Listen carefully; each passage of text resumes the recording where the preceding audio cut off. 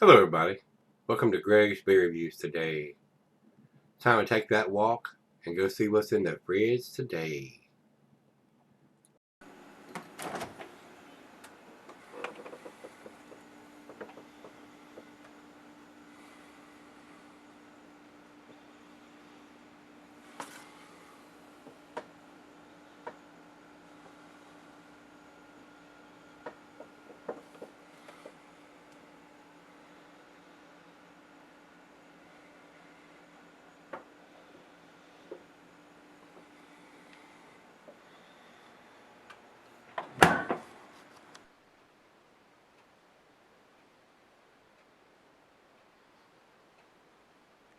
Hey guys, thanks for stopping by Gregsbeerreviews today. Today's beer is Harpoon's Rich and Dan's Rye IPA. I have done in my earlier beer reviews, first couple years, I was grabbing just about anything that I could grab and reviewing it because I hadn't had any of that stuff before. Uh, I have not been super impressed with Harpoon's beers. That may be an unjust statement. I know these guys are probably trying to brew the best thing they can brew. Back then, none of the stuff was dated. Found it to be pretty transitional or average, if you know what I mean. There was really nothing outstanding. And then about a year or so ago, I run across their chocolate stout, which I thought was pretty tasty, and to me that was their best beer. Uh, Jared brought me this beer down when he came down and told me that he really liked this beer. And I can't remember if I had tried this earlier. I may have even reviewed this several years ago. I'm not sure whether I had the Rye IPA or not. Uh, this is a 6.90% ABV beer, so it's almost 7%. And I don't remember their beers, the ones I reviewed when I first started reviewing beers, being that big. Most of them were 4.5, 5.5%ers. So this is probably a different version if I had reviewed it. So Jared, thanks for bringing this one down. And guys, with my eye surgery, I went to the doctor Saturday after I had surgery Friday, and he told me to get till my eyes heal up completely, not to try to read a bunch of small writing, and because it may do something to the lens that he put in there. So he recommended me to go to Wally World and pick up like a 125% reader glasses until everything heals up. So that's what I did. So I'm looking at some of the stuff written on this bottle. I cannot see it. So here's the glasses. Alright, says enjoyed by 05, 13, 14. Well, it looks like it says here, guys. Says, which came first, friendship or the beer? We're not sure, but we're having just as much fun today as when we started. So, Rich and Dan's pictures on the back of the bottle. Says on the bottle, 6.9% Harpoon Brewing, Boston, Massachusetts, and a new take on the IPA style. This beer is a dry, subtle, spicy character derived from the rye malt and the complex body, balanced by a marked hop flavor and aroma. Cheers. So that's what it says. So guys, that's what we're going to try to do here, is give them a second chance. I know as brewers refine their recipes and they get better. Just like home brewers as myself, my beers now are much better than they were when the first year I started brewing them. So let's give them a second chance. What do you think, guys? So Jared, thanks for bringing this one down. Commercial description on this. This beer is brewed with our proprietary yeast, the same yeast we've used since first brewing Harpoon Ale, and some interesting hop varieties. A combination of pale rye, caramel 60, flaked rye, and Vienna yield a complex malt body that stands up to the spiciness of the rye and the pronounced hop flavor. The rye also adds a reddish hue to the beer. The kettle additions of Centennial, Apollo, Chinook, and the dry hop addition of Falconer's Flight add a multi-dimensional hop character.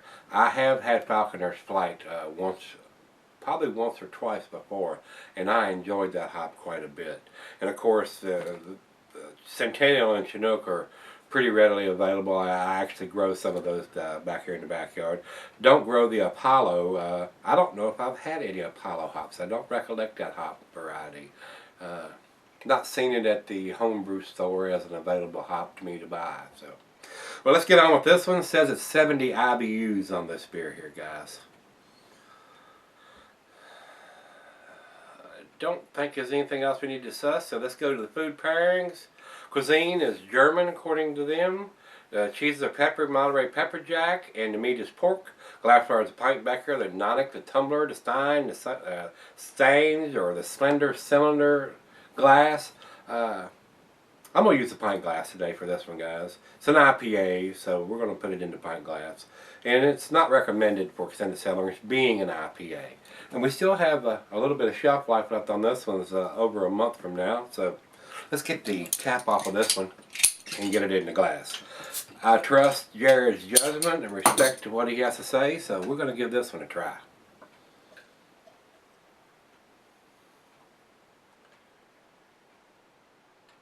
I don't like to mealy mouth breweries or put their beers down, so I am looking forward to getting a good beer from these guys. Rich and Dan. Cheers to Rich and Dan. Alright guys, it is an amber colored beer, not a dark amber, a light amber color, maybe a copper color. I can see the bulb right through it, a lot of bubbles streaming up, looks like it's fairly carbonated. Good finger of head on that. Let's get a nose on it.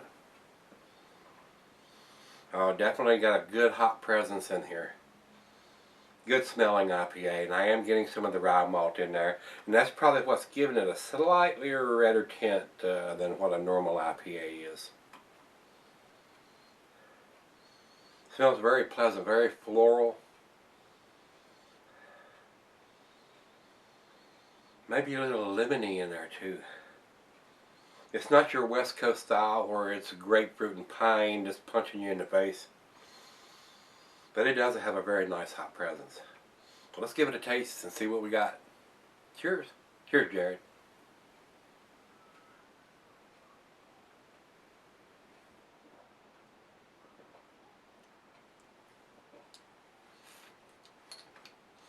Very decent. Nice hop profile. Nice bitterness on the back, 70 IBUs. Definitely not a West Coast style.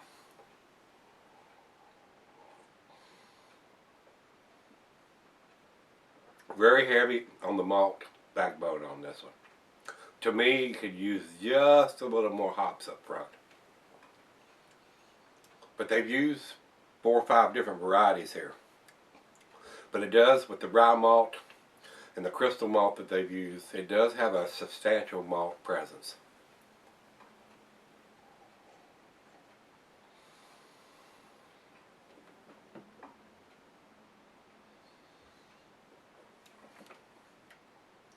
Very tasty. Very easy drinking for almost a 7%er. No alcohol at all in the taste. Very well made beer. Just a little on the malt heavier side in my opinion.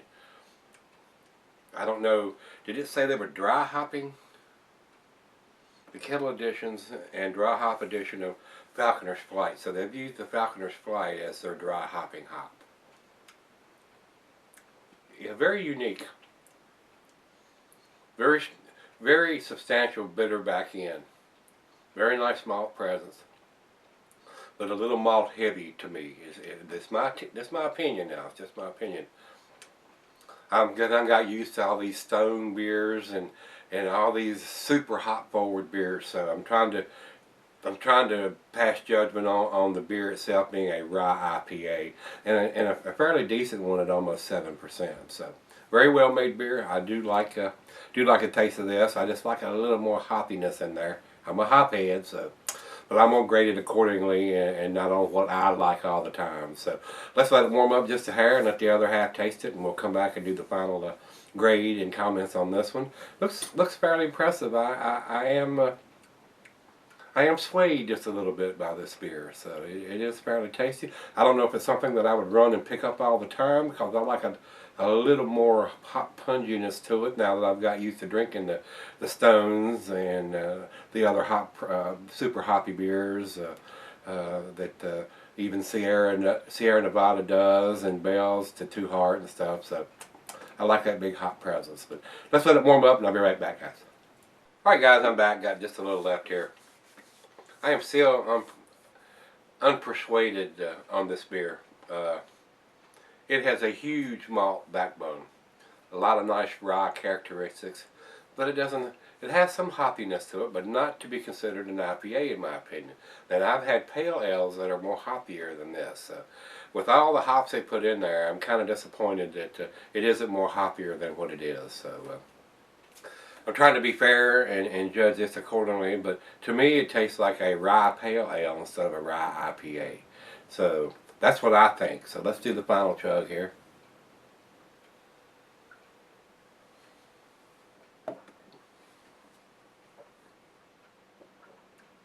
Very nice malt body, and a nice malt characteristics, a nice rye presence on this. But the hops are a little lacking in my opinion. Just my opinion. It tastes more like a rye pale than a rye IPA. So that's the way I'm going to call it, guys.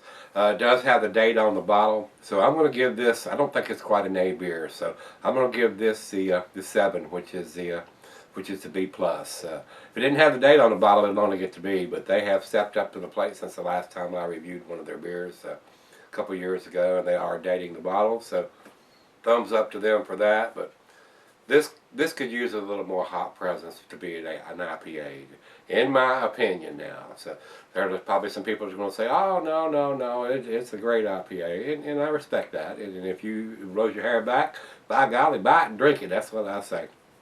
I don't know if this is available in a 6-pack to buy, or if it comes in a mixed pack, or how Jared purchased this. Jared, you might put in the comments if you just bought a single, or you bought a 6-pack, or if it comes in a mixed pack, or how this is actually available to the public, because I don't know. I don't seek out Harpoon beers anymore.